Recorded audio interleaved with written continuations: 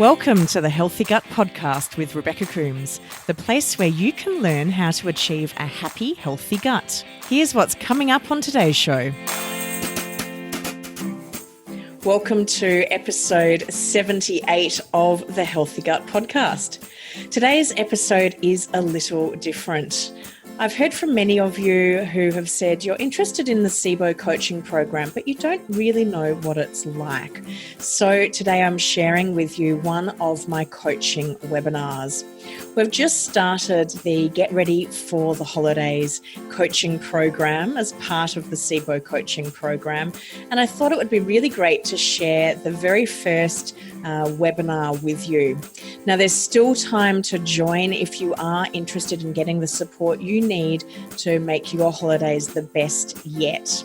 Over the next 12 weeks, we will be focusing on how to set yourself up to have a really successful holiday period. Now, that's for things like Thanksgiving and Christmas and any other holiday that you do celebrate over this end of year period. We will be talking about how we plan for success, how we manage flares. I'll be sharing some really fun and live and interactive cooking classes. We'll be doing some meal planning and menu planning, everything that you need to have a really successful Thanksgiving, Christmas, and whatever else it is that you celebrate. On today's podcast and webinar, it is a recorded webinar, so you can actually watch along. Now, I do have some fantastic slides that go along with the session, and there's a lot that you can do to implement today to even just get yourself started, regardless of whether you join the Getting Ready for the Holidays Sibo coaching program or not. So do head to thehealthygut.com/podcast and you will see today's episode there. There's also a link to watch the video. So I really encourage you to do that because then you get the full experience of what it's like as a member of the Sibo coaching program.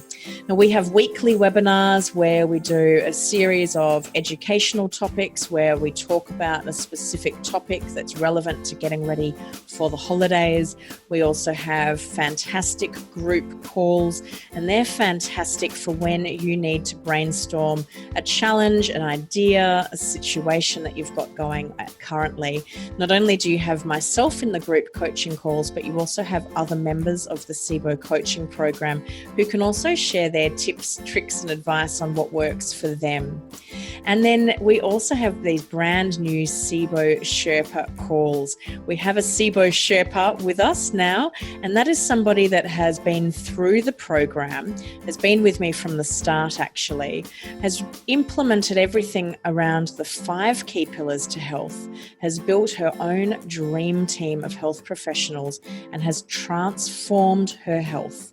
From where she was when I first met her to where she is today, it's a different person. She's got complex and chronic conditions, not just Sibo, but other conditions as well. And she really is a testament to where you can get with your health despite feeling completely overwhelmed when you start.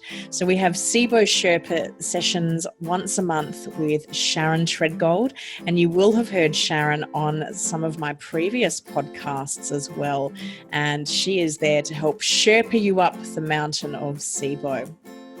Now, don't forget that you can also get the full transcription from today's show and any other episode in season 2. All you need to do is become a member of the Healthy Gut podcast. It's absolutely free to join. It means that you get notified the moment a podcast airs and you get exclusive access to the full transcriptions. These transcriptions are great when you want to read along. Quite often we're talking about some quite complex and medical topics, and you can make notes on them, and it also helps for you to remember the content, particularly those days when brain fog is bad. I know what that's like.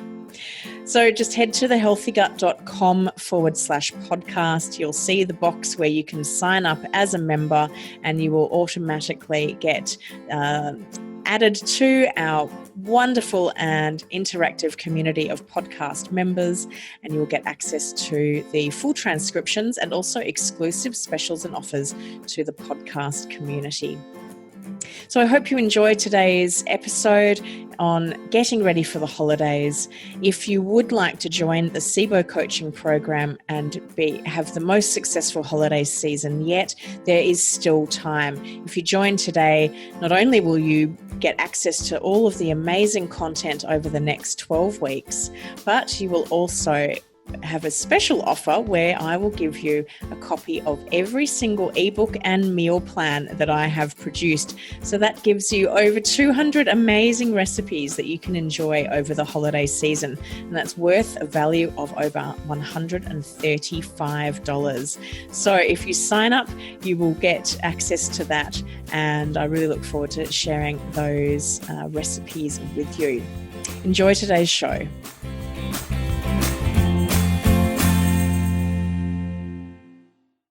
Hi, everyone, and welcome back to the Sibo coaching program. And today we're going to be talking all about getting ready for the holidays. I can't quite believe that the holidays are almost upon us. It's just madness. So let's get into today's presentation. So we're going to be talking about how you can get ready for the holidays. We've got Thanksgiving only 8 weeks away in the States, although the Canadian Thanksgiving is almost upon us. And Christmas is only 13 weeks away. Oh, are you ready? How are you feeling when it comes to the Christmas and holiday season? Pop in the chat box and let me know if you're feeling ready for it, if you can't quite believe that it is here again. I know I can't quite fathom the fact that we are almost at the end of 2018. Honestly, where has this year gone? It is absolutely scary. So let me know, how are you feeling about the holiday season? Does the holiday season mean much for you? Is it a big thing in your family? Is it not much at all? I know some families don't really celebrate the holidays. Other people go absolutely all out. My mum loves Christmas. We call her Mrs. Christmas. She glitter bombs the house. It is covered from front door to back door in tinsel and Christmas decorations. She just loves the holiday season. Whereas my partner is a real bar humbug. He doesn't really like it or believe in it. And it's a pretty quiet affair if he had his way. So, yeah, let me know in the chat box how you feel about Christmas. Okay, so the next 12 weeks of the Sibo coaching program are going to be really focused on getting ready for the holidays. So we will have a really kind of focused and very thorough preparation so that you can go into the holidays feeling like you've totally got this and that it is not going to be feeling overwhelming like it can when you're new to Sibo or when you're feeling like you're just really not on top of your SIBO. So some of the things we're going to be covering are mindset. Mindset is obviously such an important factor when it comes to managing these really busy, often stressful, often quite social situations as we can experience in the holidays. We'll be talking about goal setting and how you go about setting your goals and what those goals might be. Now, what they are for me, they'll be different for you. And there's no right or wrong goals. It's just really around how do you set them and why are they so important. Meal planning is a really important piece around the holidays. There's generally a lot of food. We can often be eating out or going to other people's houses. We can often be entertaining a lot ourselves. So I find meal planning is a really key component to successfully navigating the holiday season. And I'll be sharing with you some really handy tips and tricks on how I do my meal planning and also working with you around your specific requirements and supporting you to develop some really great and robust meal plans. We've got 2 really fun cooking classes coming up. We've got a Thanksgiving cooking class, and then we've got a Christmas cooking class. This is your opportunity to ask me to come up with some SIBO-friendly recipes that you would like to be eating for Thanksgiving or Christmas or any other holiday that you celebrate at this time of year. So I really encourage you to ask me for some recipes, and I really look forward to sharing a SIBO-fied version of them. And along with our cooking classes, obviously there will be recipes, and you will get access to these exclusive recipes before anybody else in the world does. So they will be written specifically for everybody that's in the SIBO coaching program, and you will get access to them before I share them more broadly with the rest of the SIBO community. We'll also be talking about how you manage flares and other reactions at this time of year, given that you are often eating out a lot more, or you may be eating at other people's houses. There can be times where you eat some food that might cause a reaction. So what do we do about that? How do we handle it? Not only how do we handle it physically, but how do we handle it psychologically? Because it can be quite stressful when we don't feel well, particularly if we've been doing all right prior to the holiday season. And of course, we will have our fun, live and interactive group coaching sessions. This is where we will be able to really dive into topics that are really pertinent and relevant to you at that moment in time. So it may be that you've got an event coming up and you're feeling overwhelmed by it, and you'd like to brainstorm how you can survive that event, and not only survive, but thrive and have a wonderful time at it. You may be having some challenges with family members, for instance. You might have a mother-in-law that just does not want to believe in SIBO or your current nutritional protocol, and they may be wanting to give you food that you know will make you feel quite sick. So we can totally work through, how would you manage a situation like that?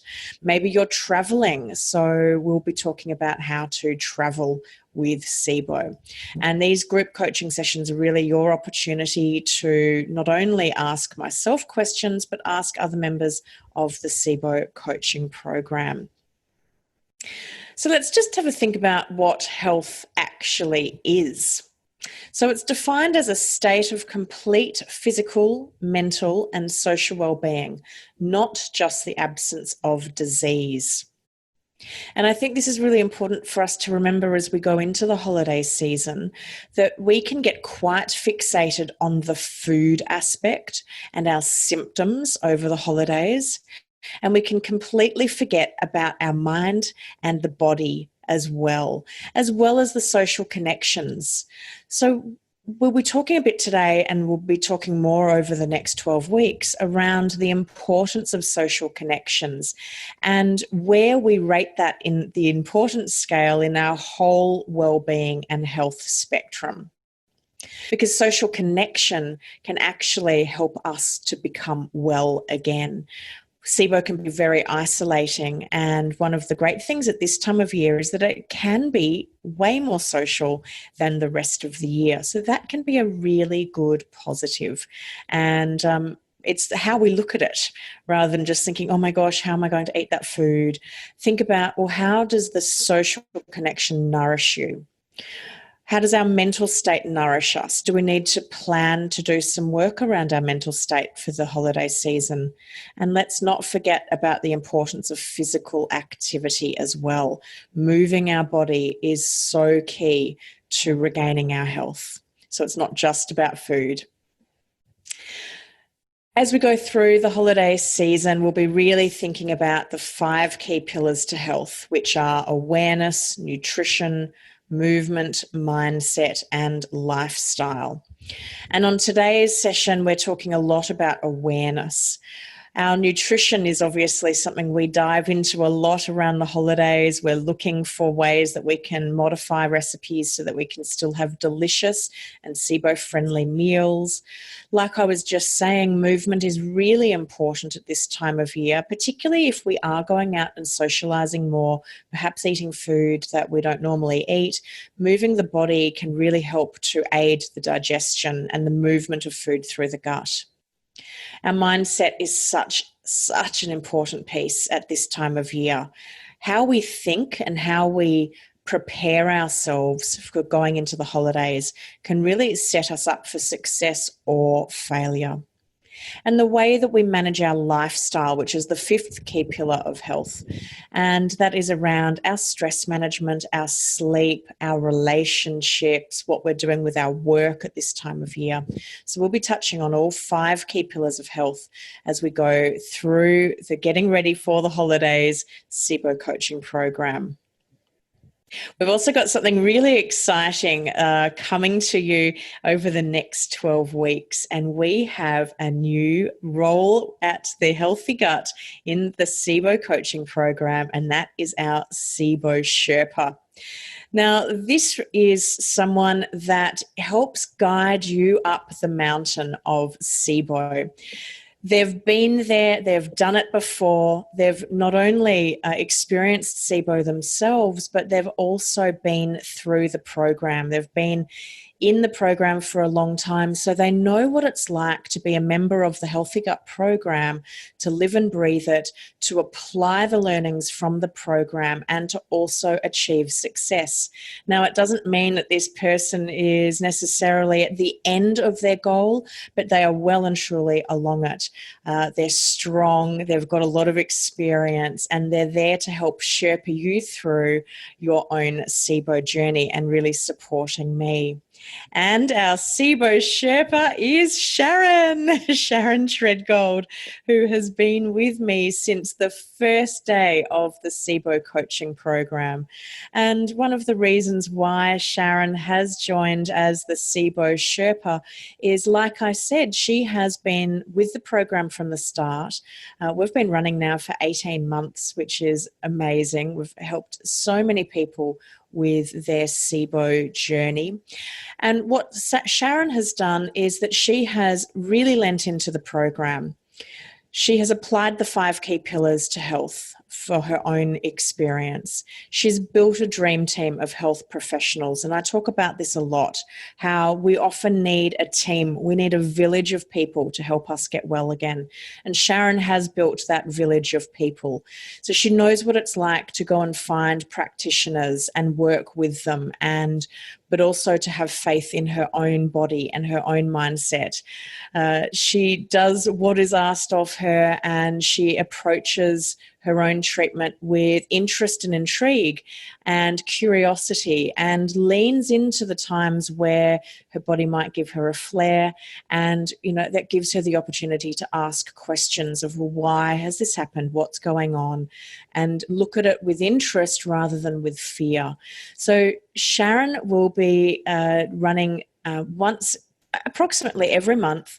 We will have a Sibo Sherpa Q&A session, and that's where Sharon will be running the session. It won't be me running it, and it's your opportunity to ask her, as a fellow Sibo patient, as a fellow member of the Sibo coaching program, questions around your own journey, her journey, anything and everything in between. So we are really excited to be bringing you these new sessions for the Sibo coaching program, and they start this month in October.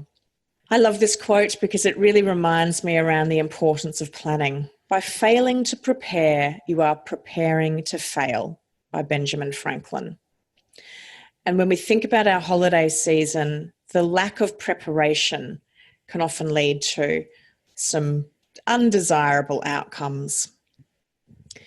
So let's think about making a plan. How do you want your holidays to be? How do you want to feel over this holiday period? What will your holiday period look like?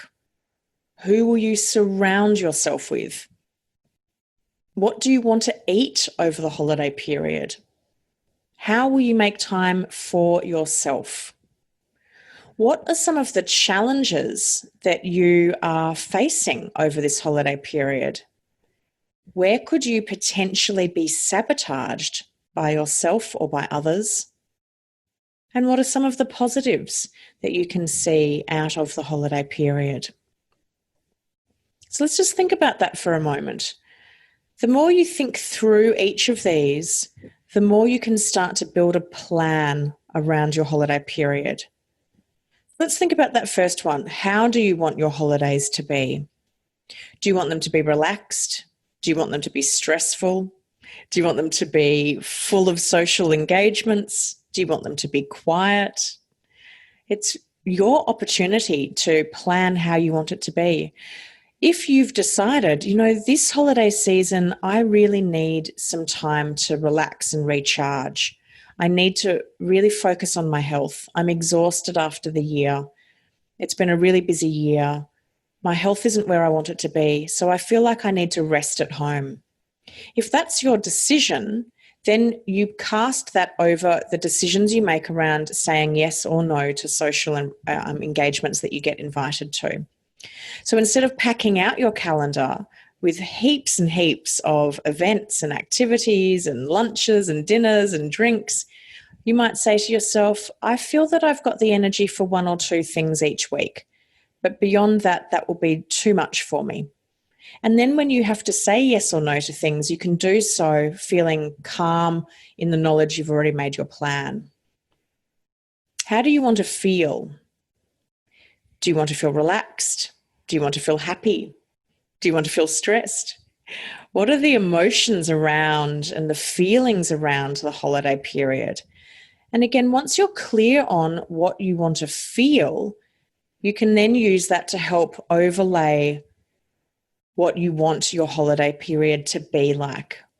And again, it can help you make decisions around what you say yes to and what you decline. What will they look like? Where will you be? Will it look like you racing around like a crazy thing, or will it look like you being calm and peaceful and relaxed and energized? Who will you surround yourself with?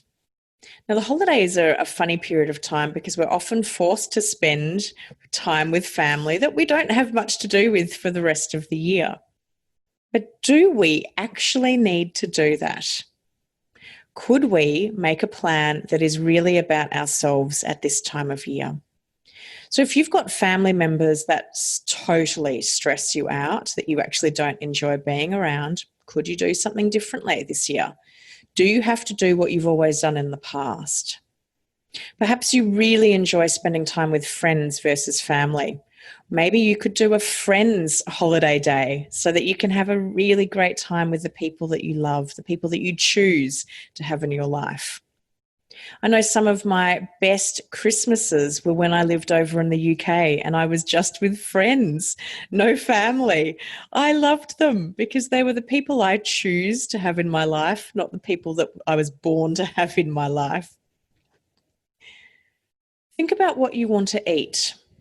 Now, this, for some of you, might feel completely overwhelming. Do you want to be rigid on your plan? Do you want to allow yourself some freedom on your plan? Before you get into the holiday period, it is really handy to start thinking about what this is going to look like.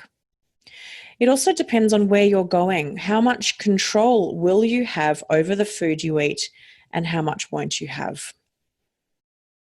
I talk about how I realised I'd relapsed with Sibo last year after my Christmas spent away with my partner's family. And when I was at their place, I didn't do much of the cooking. I did some, but not a lot. And the food there was gluten, there was dairy, there was sugar, there was alcohol. And by the end of that week that we were there, I knew my Sibo had come back. I had really flared up. I was bloated. I felt pretty exhausted. I was constipated again. And, if I had kept going with my more rigid way of eating and I hadn't, relaxed my eating style, I may not have known my Sibo had come back till much later because my symptoms were pretty under control. So I see it as, well, it was a good opportunity for me to realise that the Sibo was back and to do something about it, rather than to get really cross with myself around, oh, why did I eat that way? I'm an idiot for doing that. I shouldn't have done it. Because that mental conversation isn't going to help me at all.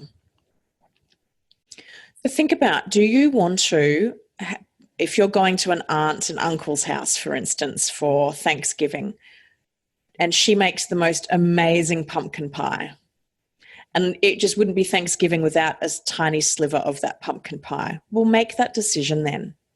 Or you might think, well, I know Rebecca has a Sibo friendly pumpkin pie recipe, so I'm going to go and make that version and I'll take it with me. So then I still feel like I'm having a wonderful slice of pumpkin pie, but it's a version that I know will be a lot easier for me to digest, and I either won't have symptoms or I might have much lower symptoms from it. So make that decision ahead of time. Making time for ourselves can feel impossible at times, particularly in the holiday season, especially if we are, filling out calendars with a lot of activities. So what I encourage you to do now, before your calendar and schedule gets completely chock-a-block, is I would like you to block in time for yourself. Now, that might be time to go for a walk. It might be time to go and do yoga. It might be 15 minutes to do meditation every morning or every evening. It might be time to read a book. It might be time to lie in a bubble bath. Whatever it is that you need to do for yourself that recharges and re-energizes yourself, then I want you to go away and start planning that in. So we've got 13 weeks till Christmas. So I'd like to see over the next 13 weeks how you are re-energizing and making time for yourself. Pop in the chat box what you would like to do as your time for yourself, some of the activities that you could be doing. Where could you be sabotaged? This is a really important one as well. When we think about what's coming up, where could things go wrong? Could it be our own mindset? Could it be somebody else? Could it be a family member that we know is just a real pain in the backside and gives us grief every year? Start thinking about where the sabotage opportunities are. We'll also talk about how we deal with people a little later on. Now, Sharon has said that she's going to make time for herself through working out and also downtime alone. This is a really important piece, particularly for people who are naturally energized internally versus externally. So the definition of an introvert versus an extrovert is an introvert recharges internally, an extrovert recharges through people around them. I'm beyond extroverted. I love people. I love being around people. And I find that I get so re-energized by being with others. Although as I'm getting older, I do enjoy my time alone. So I find that going out for social situations can actually be incredibly energizing for me, as long as I'm not doing them back to back every week or every night and every week, and that I'm still getting plenty of sleep. But if you're somebody that needs time alone, planning for that time alone over the holiday period is really important. And let's think about the positives. What are some positives that could come out from the holiday season? It might be reconnecting with people that you haven't seen for the last year. It might be trying new recipes. It might be testing your body and discovering that you can actually eat more broadly than you have been. It could be, looking forward to giving someone a beautiful gift, whatever it is. And the positives don't have to be all around food. It can be mindset, it can be movement and lifestyle. So think about what some of the positives are. So those of you watching the webinar today, I'd like for you to pop in the chat box what you believe your positives over the holiday season are. And for those of you that are watching along and it's not the live recording of this, I'd love for you to pop in the chat box what you see as some of the positives of your holiday season. Okay, so Heidi has said that some positives are reconnecting with dear family who live far away. Yeah, that's a really great positive, Heidi. And we can often not see our family who we love because we get busy, and particularly if they live away, if they live interstate or even overseas, this can be a really great time to reconnect. And Heidi also says, time off work. Yes. Having a break from work is super important. It helps recharge the batteries so that you can go back to work and feel really energized for the year ahead.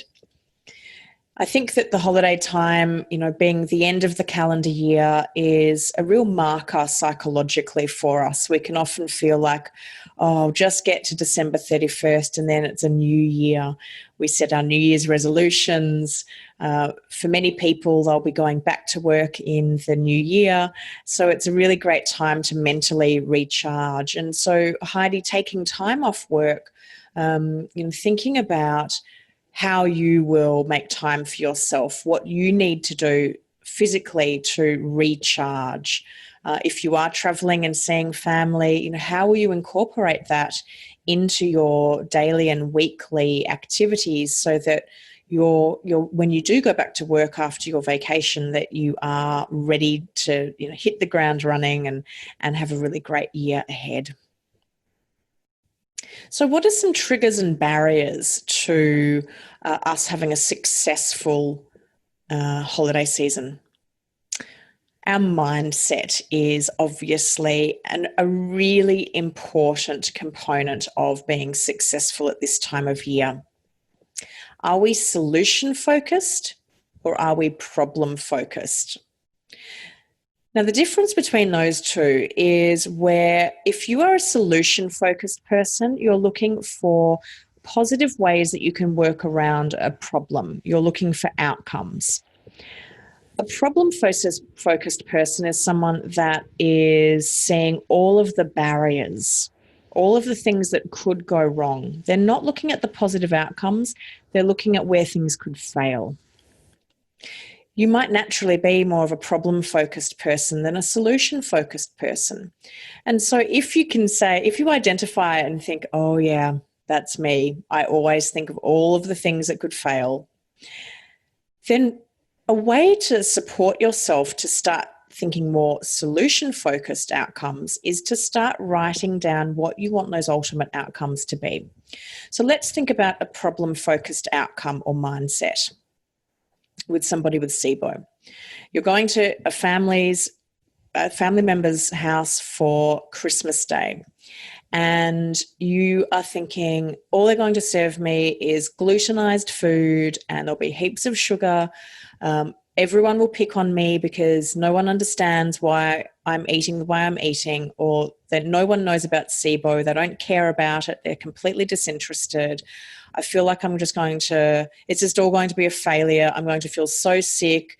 It's going to be miserable. I'm going to have the worst day. So you can see how that's a problem-focused mindset. A solution-focused mindset in the same situation would think, okay, well, my aunt doesn't know anything about Sibo, but this is a really great opportunity for me to talk to them about what I've been going through in these past 12 months since I last saw them. I'm going to call my aunt and I'm going to see what food she's making, and I'm going to offer to support with the cooking, and I will bring some dishes. And I will make those dishes Sibo friendly because then I know that I can eat them. I'll find out what protein she's cooking, so it might be a turkey and maybe or a roast chicken or whatever it is. And I know I can eat that. So I'll eat that and I'll offer to bring some side dishes. And I'll phrase it in a way that, I am helping take some of the pressure off her, that I really appreciate her opening her doors to us for the holidays, and I'm going to bring along some dishes. You might even offer to bring along a dessert, because then you know that you can also have a piece of dessert and it's Sibo friendly. What I've done in situations like this, because I've had Christmases with my family and I'm the only one sitting at the table dealing with Sibo, is that I then use it to show off how delicious Sibo food can be. I don't make a big fuss about the fact that it's Sibo food. I just talk about it being food. I don't label it as Sibo food. And one year I made my incredible Meringue Tower. And if you haven't seen it, it's on the cover of the Sibo Holiday Cookbook. It's this incredible looking dessert. You make a meringue and you fill it with a coconut cream, or if you can tolerate normal dairy cream, by all means you could use that. I put some berries in the middle of it, and it looks like this incredible red and white towering tree. And I made that as the Christmas dessert a couple of years ago, and it was so spectacular in its appearance. Nobody knew it was a Sibo dessert. They were blown away by it. And yes, it took me a little bit of time to create it, because it takes time to make the meringue and build the tower and all the rest, but it was so worth it for that special day. And then here in Australia, Boxing Day is often a really big day. It's often a day where you see other family if you couldn't see them on Christmas Day. We don't have Thanksgiving here in Australia, so Christmas Day and Boxing Day are our two big days. And so on Boxing Day, I had a whole different group of family that were going to my parents, and I also wanted to make a dessert that was SIBO friendly. And I made my gorgeous moist orange cake, which you can do in a beautiful bundt tin. So it puts a lovely pattern on the cake. You drizzle it with an orange syrup glaze. It's sensational. You use a nut flour, so it's completely gluten-free, but it looks incredible. So by making things that look amazing, nobody knows that they're special SIBO food. So there's a way around solution versus problem focus. Another thing is self-belief. If we believe in ourselves and we believe that we can get through this period, then we can get through it. If we have conversations internally with ourselves where we start talking about, I'm going to fail, it's going to be horrible, this is going to be such a stressful time of year, well, if we keep saying that to ourselves, it will be. You will make that happen. So really be mindful of what the language is that you're telling yourself internally and your belief system. Now, if you're naturally a problem-focused person, it might feel really foreign for you to start thinking more positively. So what I encourage you to do is to write down some of the positives that you know you could achieve this year. Connecting with your why is really powerful. Why do you want to get well? Why do you want to treat your SIBO? Why do you want to feel better? For me, my why is that when I'm old, I want to be the healthiest, strongest, fittest old lady I can be. I do not want to be a frail old lady that, can't get around, that's in a nursing home or in aged care until, hopefully never, but if I have to go there right at the end. I really want to have a very fulfilling life for the entirety of my life, not just in my younger years. And so because that why is really powerful for me, that helps me to do all the little things I need to do each day to get me to being a healthy, happy old lady. And also think about your long-term versus your short-term focus. We've got 13 weeks till Christmas. We've got 8 weeks till Thanksgiving. That's pretty short-term in the scheme of things. So we can set some short-term goals of how we want to deal with the holiday season, but it doesn't mean that it has to impact our long-term goals. My long-term, super long-term goal is to be a healthy, happy old lady that's free of disease, that's, I'm full of vitality, that people are saying, wow, I can't believe she's 85. I would have thought she was 67, that type of older lady. Whereas my short-term goal will be around, or my short-term focus will be around, so for the holiday season, I'm not going to drink alcohol and I'm going to eat a relaxed version of a SIBO diet, but I'm going to be gluten-free. If I haven't been able to reintroduce dairy by then, I'll be dairy-free, and I'll be creating a lot of my own food, whatever that is. So that's how you can focus on, here's my immediate term goals, and then here are my long-term goals. planning and organisation is really key to supporting us and preventing us from falling over when there are triggers or barriers in our way. And also thinking about our habits and our behaviours. If you can start your habits and behaviours now of how you want to be in the next 8 to 13 weeks, you will be so much more well practiced at it than if you start in the week of Thanksgiving.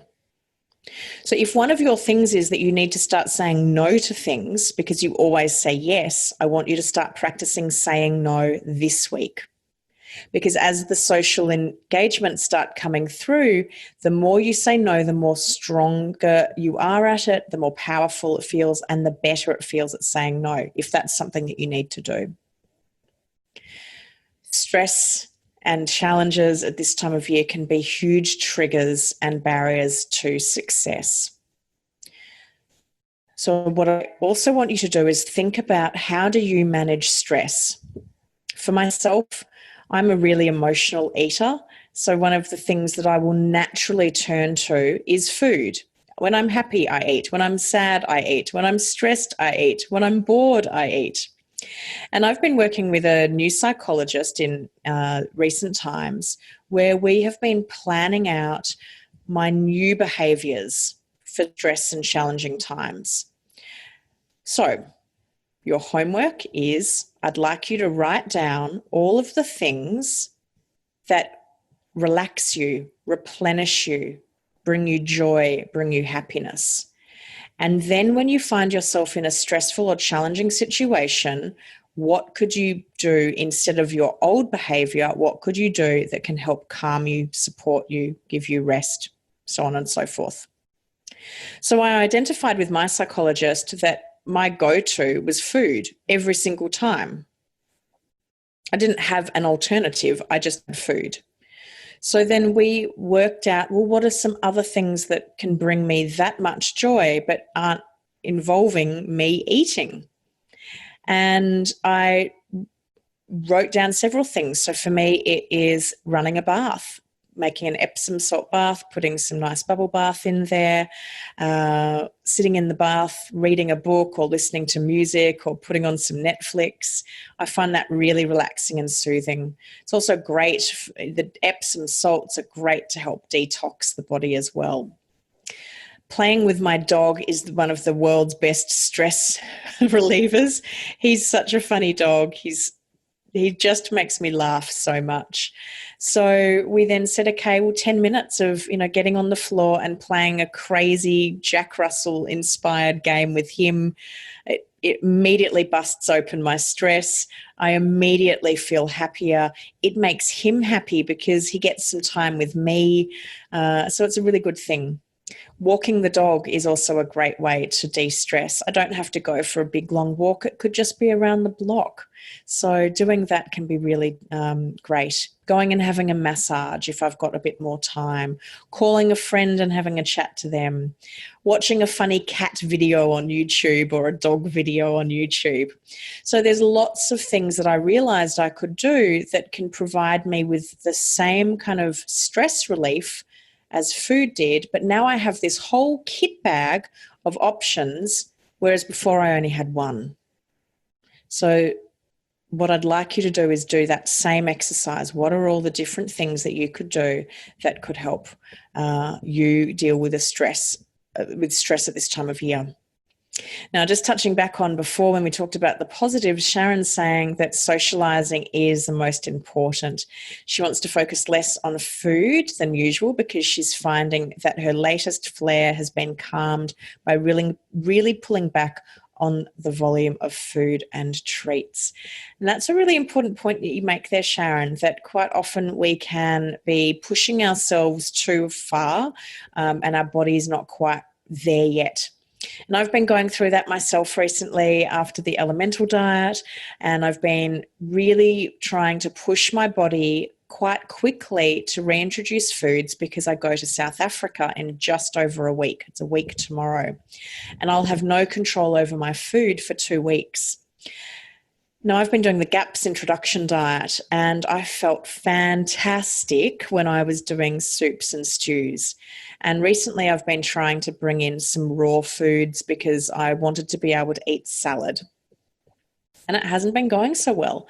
My body's been really reacting to the less easily digestible foods. And it's been frustrating. And I've been pushing it and thinking, come on, body, you were doing fine with salads before. But was I really? I wasn't feeling great.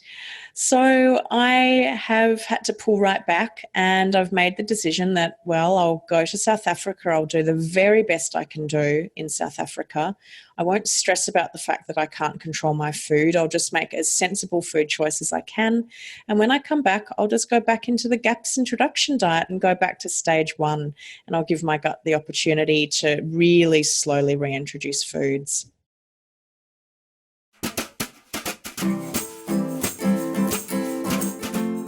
I've got loads more just like this coming up after this break. We'll be back in a moment.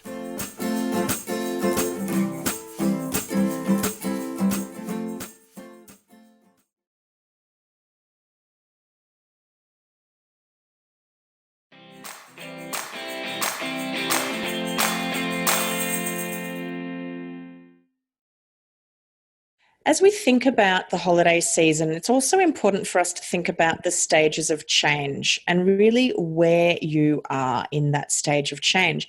And you could go through all of these stages of change throughout the entire holiday season. So step 1 is the pre-contemplation stage. That's where we're not even thinking about what we've got to do. We're like, don't talk to me about it. I don't want to know about it. It's off my radar. Go away.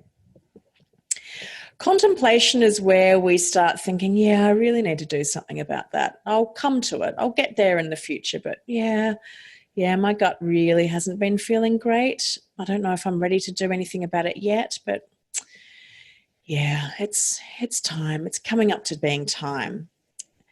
The preparation stage is like the name suggests, we start getting prepared. So it could be that we're ready to do our breath test. We're getting ready to go on to one of the diet protocols. We're getting ready to take a round of treatment. We could be like where I was, getting ready to do the elemental diet.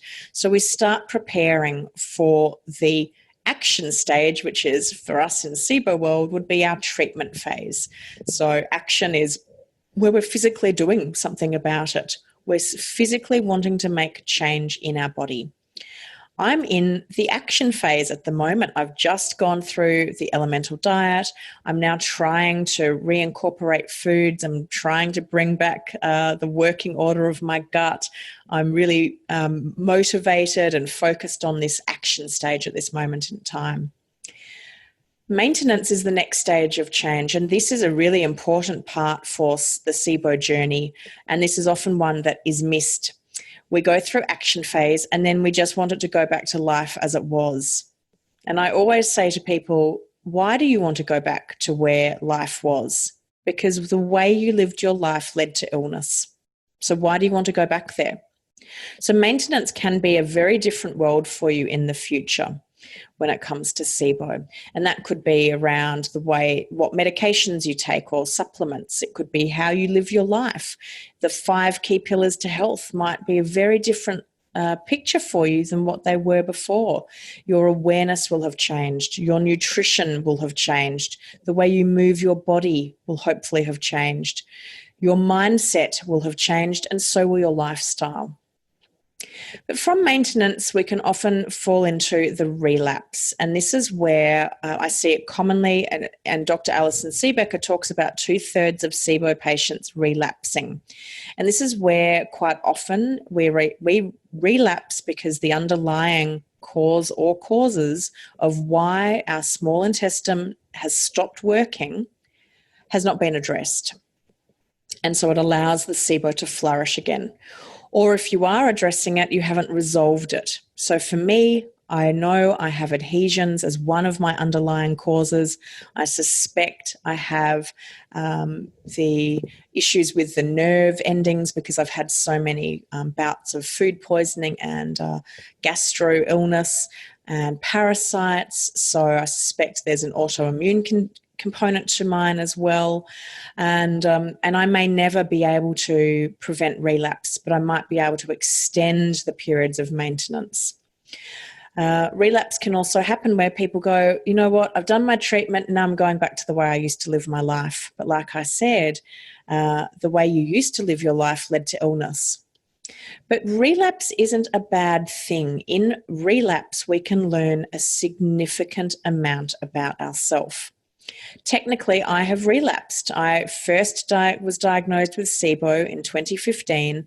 I very quickly I spent a lot of time in contemplation zone prior to that diagnosis as I was trying to discover what was going on. When I was diagnosed, I went from preparation to action within a day, and then I spent a lot of time in action. But when I came out of it, I was a bit burnt out by the whole process. So I didn't actually spend a lot of time in maintenance. I just wanted to go back to living a normal life, although my normal had changed from what it was prior. And then I relapsed. And I relapsed because in my maintenance phase, I was not addressing the underlying causes of my Sibo because I didn't know what they were for a period of time. And in that relapse, I learned so much about my own experience with Sibo. So I don't see my relapse as a negative. And I often get emails from people saying, oh, I've lost all hope because you relapsed. If you relapse, what hope do I have? No, relapse is powerful. We learn from it. If we only had positive situations, how would we ever learn? If you think about the failures that the likes of Steve Jobs and Elon Musk have had, how would they have ever learnt how to make an incredible Apple computer or iPhone or fly self-landing rockets? We have to fail to learn. So where are you in the stages of change? I'd love for you to pop in the chat box, and I'll just put that screen up again. Are you in pre-contemplation? Are you in contemplation? Are you in preparation? Are you in action? Are you in maintenance? Or are you in relapse phase? So pop in the chat box where you see yourself as being today. I know that I am in action phase. I'm well and truly in action phase. When I go to South Africa, I'm going to be in maintenance phase because I won't be able to be doing everything I need to do right now for my treatment. I may end up in relapse phase at the end of South Africa. Who knows what's going to happen? But if that is the case, then I'll go straight back into preparation and action phase. So Sharon says that she's in maintenance phase. And Sharon, yes, you are. You've been in action phase for a really long time. And after recently getting that very exciting all clear Sibo breath test, you and your doctor are now putting you in maintenance phase. And that is a completely different journey for you. And it's going to be really interesting to see how that experience goes. Heidi says that she's in action. She's trying to introduce new foods slowly so she can finally successfully get to the maintenance phase. And slow and steady wins the race here. Now, if I wasn't going overseas, I would be going so much slower with the food reintroduction than what I have tried to do. And my body has clearly not been ready for me to introduce some of the things that I have. I've been testing dairy and eggs, and both of those things are just not responding well in my body. I've been having some histamine reactions. So my body is very clearly still saying, hey, I'm really not ready for you to do that. So Heidi, the slower you can do this, the better for you. And starting small. So when it comes to introducing new foods, a teaspoon at a time. You can start with a teaspoon. Start with 1/4 of a teaspoon if you need to, and slowly build up from there. I'm trying to bring back in some fermented foods. So I've been making sauerkraut, fermented and pickled vegetables. I've made some homemade dairy yogurt, which did not work for my system at all. I've made a coconut yogurt. I have fermented some fish, and I'm just having a spoonful, like 1 teaspoonful a day. That's all I'm able to tolerate at the moment. In time, I'll be able to have, maybe a quarter of a cup of yogurt. Maybe I'll have a quarter of a cup of sauerkraut with a meal one time in the future. But a teaspoon is a good enough serve to get you going. When we think about relapse, a relapse doesn't necessarily mean a slip up, and it's definitely not failure. Like you've seen in the stages of change, it just means it's a growth and learning opportunity. Now, we might have slip-ups over the holiday period versus a relapse. So a slip-up might be that we have made a plan, we go to our aunt's house for Christmas Day. She's made this incredible dessert that we just love, and we think, to heck with it, I'm having it. We might consider that a slip-up. It doesn't mean you've relapsed. Have a think about where you might have a potential slip up, and I'd love for you to pop that in the chat box. And let's talk about how you might work around that slip up versus seeing it as a relapse. And also tell me, does the concept of relapse and or slip up terrify you? Does it not bother you at all? How do you feel around that? I'd love to hear. Okay, so Heidi has said, do I have any recipes for making fermented foods? She's never made them. Yes. So I've been testing out recipes and I'll be sharing them with you guys. I wanted to make sure they worked before I shared them. And I wanted to make sure I didn't poison myself. And they're all working really well. I do have a 24-hour yogurt recipe on my website already, so you can grab that recipe. So Heidi said feeling socially pressured to eat food family has made to complement them, be part of the group. So Heidi, you did miss the beginning of the webinar today, but we talked about making plans. So when you watch the replay, I'd love for you to think about how you can plan for these family situations and talking to your family around, hey guys, this is what I'm doing right now. I'm really focused on recovering and regaining my health. I've been feeling so sick of recent times. What I would love to do is really support you with the cooking. What are you planning on making this year? And I'll make sure that I'll let you know whether I can cook it, or I'd love to bring a dish so that it takes the burden off you, and then I can enjoy it as well. Depending on your family, I've had some people, friends who have really used this opportunity to learn some new recipes. So I share my recipes with them. I'll say I can eat anything out of my cookbook and give them my cookbook as a gift. And then it means that when I come over, when I'm in an active phase of my circle of change, that they then know I'll just cook anything out of here for Rebecca and she's going to be fine with it. So, when I first wrote my cookbooks, everybody got gifts with my cookbooks, because then it meant that all of my close friends and family could cook for me without worrying about it. And people really enjoyed doing it. So you might be surprised. You might have people that are really happy to learn some new recipes. Sharon says having Thanksgiving and Christmas away from home will be challenging. And I remember, Sharon, last year you travelled for Thanksgiving, and there was also a family wedding as well at the time. So you had this kind of big gathering that was a pretty special deal. And I remember last year where we talked through how you could plan for it. So going to the local supermarket and getting some food that you knew you could tolerate, speaking with family members around what they were cooking, discovering that there were going to be dishes that you could eat. So again, I would be recommending doing something like that again. We can often make this feel bigger and more stressful than it actually is.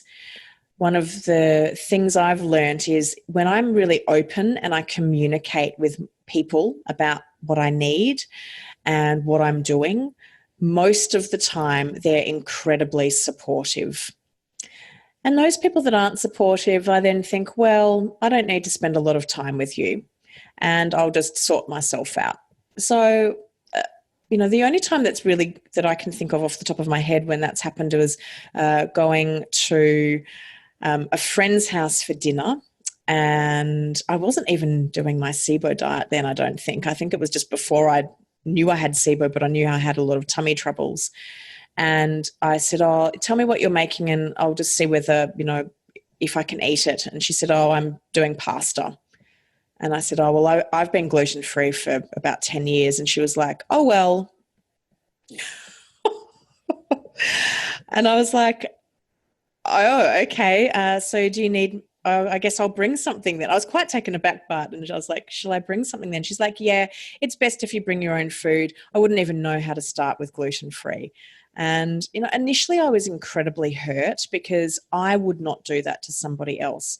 But I had to remember that the way I manage and handle situations is not how other people do. And I had to look at it from her shoes. She doesn't have gut problems. Well, she probably does, but doesn't know it. Her whole family have some skin issues, so they do have gut problems. She didn't know she had gut problems. She had never had to think about gluten-free before. This was about 10 years ago, so it was a long time ago. Gluten-free now in Australia particularly is a lot more popular than it used to be. So for her, it was just complete overwhelm. She was busy. She had kids. She was like, don't even ask me to think about anything else. So once I got over my own ego being hurt and tried to think about it from her perspective and realize, hey, Rebecca, it's actually got nothing to do with you. It's got everything to do with what's going on in her life. I just made some pasta. I made my own version of a gluten-free pasta I knew I could tolerate. When I got there, I heated it up. I ate with them. It felt like I was still eating with, the same meal with them. And I knew I wasn't going to feel sick as a result of it. And I tried to bring empathy and compassion to it rather than feel really hard done by. All righty. When we're thinking about the road to change and the road to health, we often think about it being a straight, flat line where there are no bumps and curves, where there are no hiccups, speed bumps, catastrophes, disasters, or relapses. But the reality is the road to recovery is full of hairpin turns. It's on a sheer cliff face, on icy roads. We can feel like we're about to fall off the edge at any moment. And sometimes we have to turn back upon ourselves to go forward. There are a reason why we have yin and yang, light and dark. If you look at the way the world works, it's not all one thing. We have seasons. We have spring, summer, and autumn, or fall and winter. There are reasons why we have this ebb and flow. We have tidal changes. Everything works in harmony from, light through to dark. So think about your health and your recovery in that way. If you were only in light, if you were only in 100% positive, if you were only in pure health, you may never learn the lessons you need to learn to actually achieve your goals. So when we come to the social situations, we might experience enablers, mockers, and saboteurs. And here's an interactive exercise for us. So I'll read out these comments that we can often get said to us, and then I would like you in the chat box to write what you are tempted to say, and then we'll talk about how we could handle it differently. So if someone says, just eat it, it's not going to kill you, that is something we can hear all too often when we're dealing with Sibo and other situations. So what's something that you might be tempted to say? And Heidi says, you don't really get it. Mine is probably a bit more X-rated than that. It might contain an expletive where I'm like, beep, off. I can often, the old me used to get really annoyed with people saying that. I'd be like, if you lived in my body for an hour and you had to deal with the pain and the bloating, then you would know it feels like it's killing me. It feels like there's an alien trying to escape from my abdomen. Okay, so we've got the expletive from me. We've got Heidi saying you just don't get it. What's something we could say differently when someone says, just eat it, it's not going to kill you? So something that I have said to people is I've just been really honest with them. I've said, unfortunately, my body has become really intolerant to a lot of foods and it feels awful. I look pregnant. I feel like an alien is about to rip its way out of my guts, and it is not worth it. There have been times when I've been in business meetings with my marketing business and, someone might put lunch on. Now, I'm very good at communicating what I can and can't eat these days. But at times I haven't been so good. And I have, perhaps gone into a meeting and, they might have put sandwiches on. I mean, that's just a little powerhouse for pain for me, eating white bread and processed meats and cheeses and things like that. And now the old me would have just eaten it and dealt with the consequences, which would have been incredible brain fog, exhaustion, extreme bloating, gas, which then is embarrassing. So now I'll actually say to people, and I was in a situation recently where we were talking about what I could and couldn't eat for lunch at a meeting. And I said, you've engaged me to bring my A game. And in order to bring my A game, I need to eat food that will help me be really energized this afternoon. So for me, the foods are things like protein and salads and vegetables. Unfortunately, if I eat sandwiches, I will be asleep on the floor in 2 hours' time. And you don't want me to do that now, do you? So I really phrase it around differently. So Heidi's saying, not that she would say this, but she's saying, but because of Sibo, like others, have lost so much weight that it actually became scary that I wouldn't make it. And yeah, this is a really important one as well. When we are underweight, we can feel like it is actually going to kill us. If somebody is using the guilt, but I made this just for you. Oh, we'd love a little bit of guilt thrown at times, don't we? Some people are experts at it. So again, we might be tempted to comment really negatively, like, well, but I can't eat that. So let's think about this empathetically. Yes, somebody might have gone to a lot of effort for us. So let's acknowledge that. Thank you so much. It means the absolute world to me that you went to all of that effort to make that for me. I'm so sorry I can't eat that at the moment. I really want to have a great day with you. And unfortunately, if I eat that, I'm going to have to spend the next 3 hours in the bathroom. And you don't want that. And I don't want that. But what I know that my partner would love a slice of that. So I'd love to take it home and he will eat it, for instance. So we're acknowledging that they have gone to an effort, but we're sticking to our guns. We're staying firm with our commitment to ourselves. Heidi says, this is a great one, Heidi. I would love to take it home and freeze it so I could eat it when I'm healthier.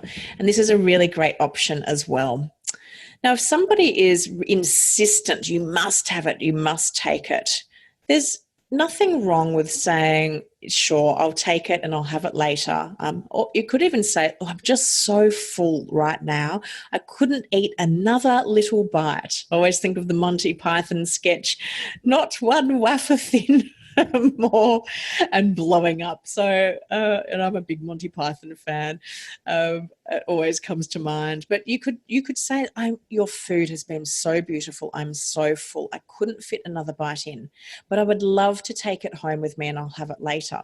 Now, you don't have to eat it later. You can throw it in the trash if you need to, or you could give it to somebody else, but it still will help them to feel like you are acknowledging the effort they went to and you are taking their food as well. Another one, some people just don't understand digestive illness if they haven't experienced it themselves, or they might be experiencing it, but they don't want to know about it. So things like, why are you so picky? It's not like you've got cancer or anything, or isn't this food good enough for you? Again, often these comments are coming from a place where somebody feels like they're not validated, or that you haven't, or that they've gone to a lot of effort and that you're not acknowledging it. So I find one of the best strategies for these people is to acknowledge them. They just want to feel wanted and acknowledged, and that you appreciate the work that they've gone to. So saying things like, thank you so much for the effort you've made. It just looks incredible. I'm so happy to have been invited here. I can see all of the work you've gone to at decorating the house or setting the table. You must have cooked for days and days. Sometimes just doing that simple acknowledgement of the effort and the energy that they've gone into can soften this situation out completely. And then you can step into I'm so full, I couldn't eat another mouthful, but I would love to take some home with me, or, I can't wait until I can eat this, and I promise, I'll have a slice in the future. And you might like to even, when that day comes, if it is something you could freeze and that you can then keep it and take and have a taste of it in the future, why not take a photo and send it to them and say, like I promised, let's say in February or March, and you're ready to try something, take a photo and send it to that family member or friend and say, I'm finally able to eat that, and it was absolutely delicious. I'm still thinking about what a wonderful Thanksgiving or Christmas or whatever holiday festivity you're there for. It was such a wonderful day. So there are ways around dealing with these people.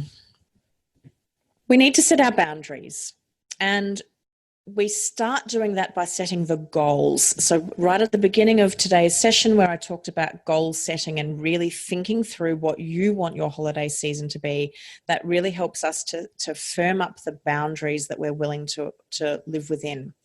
So to be successful in boundary setting, it's a combination of empathy for others, and leadership from yourself.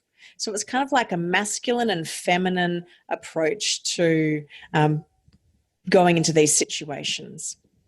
And like we were just talking about, think about what these other people are doing, have gone through, the energy and effort they're expending to host a holiday day. So be empathetic to that, but also feel empowered to be strong and firm in your own decisions. Stating your boundary can really help to set boundaries with these people, and you might need to start stating your boundaries well before the day itself.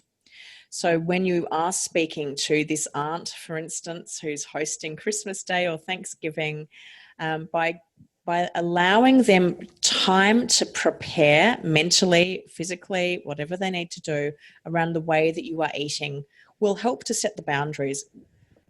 You might also decide that this Christmas or Thanksgiving that you don't want to eat off plan. You might decide you do, and that's fine as well. But let's say you decide you don't want to eat off plan. You want to stick to the diet protocol that you're following, and you want to stay true to it. So then it will be about what other foods that you can eat, and supporting your relatives or friends with information around that, and offering to bring a plate or a dish or some dishes.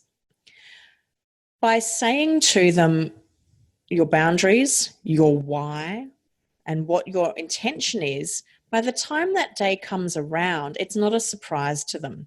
Whereas if you turn up at somebody's house and you have not told them what you're doing, why you're doing it, what the long-term goals are, then they will be sitting there thinking, oh, how rude.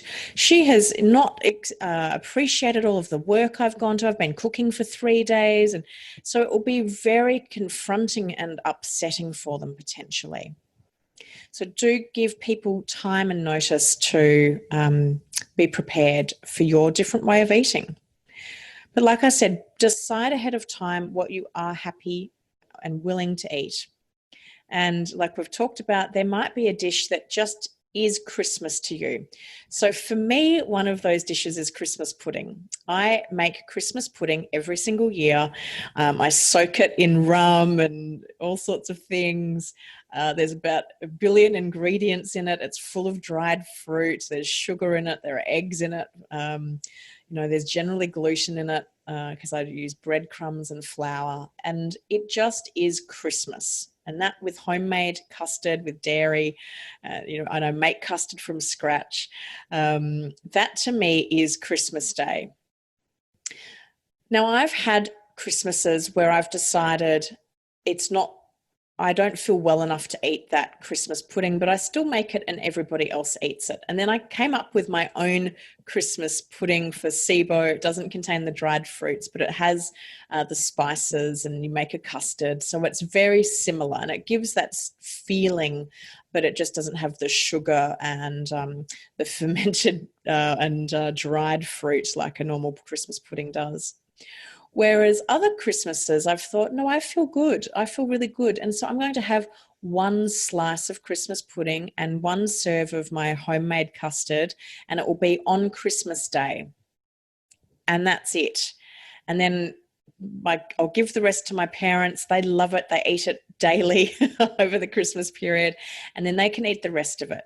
But I still get to go through making it. I put on Christmas music when I'm making it. I get into the spirit. And so I still feel like I get to experience it. So think about what you are willing to do and what are, where your boundaries are before you get into this time. But what if you relapse? So as the Japanese proverb says, you fall down 7 times and you get up 8. And that has been my mantra with Sibo, that every time I've fallen down, I just have to pick myself back up again. So if you relapse, like I relapsed last Christmas, well, I don't think it just happened at Christmas. I just became aware of it at Christmas. Remember the cycle of change. A relapse is just part of the cycle. And is it truly a relapse, or is it just a slip up? Reconnect with your why. It might be time for you to get really deeply connected with that why and get back on track. It might be time for you to make a new plan. Your old plan might not be working anymore. So maybe it's time for a new plan. And also, what can you learn from this relapse situation? When I think about my own relapse, I learned that one of the really key fundamentals for me with Sibo treatment is actually around addressing the underlying cause. For me, I am not somebody who can just do a round of treatment and have Sibo gone forever. And that's because I am completely adhered and constricted with adhesions and scar tissue in my abdomen. And I've also had multiple food poisoning incidences. And if I had it available to me, I'd do the blood test to see if I've got the antivinculin and whether there is an autoimmune condition as well as the adhesions. Also, think about, how did you feel? So we can be incredibly tough on ourselves when we have Sibo. Did you feel that bad? So when I think about last Christmas, I had an amazing time with my partner's family. We had such a good time. There were laughs. We had some fun games. I mean, there was one night where we were playing this game and we'd been drinking some wine. I'd probably had 2 glasses, maybe 3 glasses, which is a lot for me these days. And we were laughing so hard that I had tears just streaming down my face. Now, laughing to that point is powerful. It releases such incredible endorphins. So was the fact that I ended up bloated and feeling a bit fatigued really that bad, or did I have some amazing times with it? So I felt great a lot of the time, and yeah, I felt crap a lot of the time. So it wasn't all bad. And really, is a relapse the worst thing in the world? And when you really think about it, quite often it's not. Quite often it can be a really positive thing.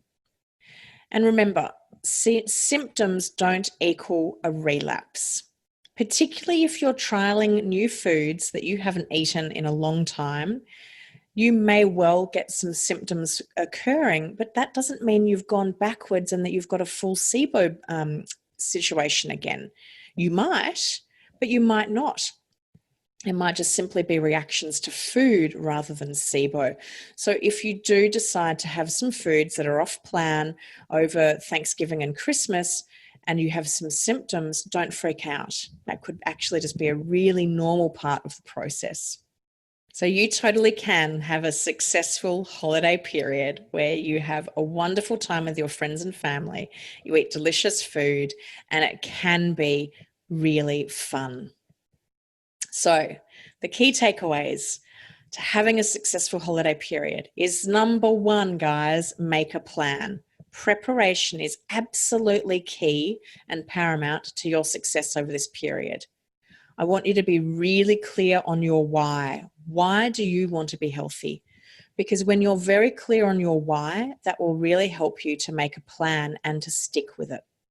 Communication is key. Tell your friends and family what you're doing, why you're doing it, and what you need from them, but also ask them, what do they need from you? Now, some people might need to know recipes because they do want to cook for you.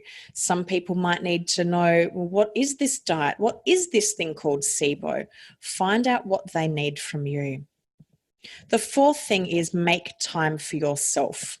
We've talked about this earlier. I want you to go away and put in your calendar and your schedule all of the things you're going to do for yourself over the next 13 weeks until we get to Christmas and beyond, because in 13 weeks, it will be a really great habit. So definitely me time is a really key component of having a successful holiday period. The fifth step is connecting with like-minded people. The Sibo coaching program is a great platform where you can connect with like-minded people. And for those of you that are part of the program, then you've also got our private Facebook group as well. And do use that private Facebook group. That is where you can go in and ask questions, post challenges, share successes and highlights, share recipes. It's a place for you that is safe. Everybody in that community has SIBO and they've been part of the SIBO coaching program. Trust the process. That's step 6. So have your goal, make a plan, be clear on your why, and then put it into practice and trust the process. Every time you say yes or no to something, you will get stronger at doing that. If your process this time round is to stick to your nutritional protocol, every time you say no, you will have more strength to say no for the following time. And start each day afresh. Wipe the slate clean. You cannot change the past. You can influence the future, but you're living in the now. Make decisions for today. Don't worry about what you did yesterday. If you ate off plan yesterday and you'd said to yourself you wouldn't, put it in the past. Wipe the slate clean. It's like having a chalkboard, a blackboard. Rub it down, write it clean, and start that new day afresh. What is your goal for today? Is your goal to eat on plan? Okay, we'll go and do that today. And that, my friends, is the end of the getting ready for the holiday season. So it's over to you now to ask questions if you've got any questions. I hope that sets the scene for you in terms of what we've got coming up over the next 13 weeks. So as a recap, we'll be looking at helping you get mentally prepared for the holiday season with your goal setting and your planning. We'll be doing meal planning so that you can be really comfortable in what you will be physically eating. We've got some really fun live and interactive cooking classes, and anyone in Melbourne is welcome to come along to them and enjoy the delicious recipes. And we had a really fun one when Sharon was in Australia, and I had a bunch of people come over and help me cook and then enjoy the food afterwards. So it was really fun. And we'll also be having our group coaching sessions and our Sibo Sherpa sessions as well. So there's a huge amount of support for you guys over the next 13 weeks. And I really look forward to bringing you, getting you to the end of the holiday season where you feel fantastic, you feel confident, and that you've been able to stick to the plans that you've put in place. So does anybody have any questions for me? I can't see any in our chat box. Heidi has said, thank you for the fantastic ideas, Rebecca. Really important ideas for us to follow through with. They are. And there's some homework there for you as well. So I look forward to hearing, some of the homework pieces. Do come into our Facebook group and share them with the rest of the group. What are some of the things that you will be doing that will make time for yourself? I'd love to hear that. And how often are you going to make time for yourself as well? And Sharon says, always helpful. Thank you. Okay, so without further ado, and seeing it doesn't look like there's any questions coming through, we'll wrap up with today's session. And we've got our session next week coming up. Same bat time, same bat channel. Thanks for tuning in today, guys. As always, it was a pleasure bringing you another Sibo Coaching Program webinar. Have a great day and night wherever you are in the world. Bye, everyone.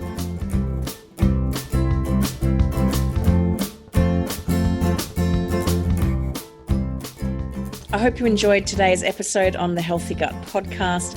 If you haven't gone and watched the video, make sure you do. It really brings today's episode to life. And like I said at the start, this was one of my Sibo Coaching Program webinars that I wanted to share with you. So head to thehealthygut.com/podcast and you'll be able to see the video there. And don't forget to sign up as a member of the Healthy Gut podcast so you can get access to the full transcription of today's show and all shows in season 2. You can sign up at thehealthygut.com/podcast. And make sure you come and say hi to us. We love hearing from you. Do leave a rating and review in Apple Podcasts or the app you use to listen to this podcast.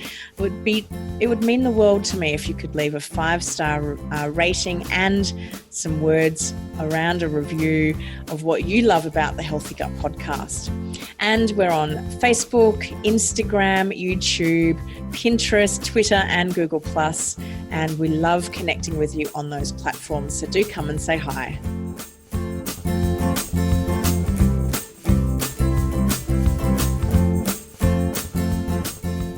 You've been listening to the Healthy Gut podcast with your host, Rebecca Coomes.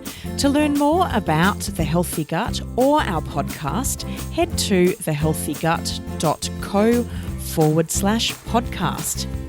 We would like to thank Red Lemon Productions for the production and original music score of this podcast. To find out more about their services, head to redlemonproductions.com. The Healthy Gut podcast is a production of The Healthy Gut. Thanks for listening.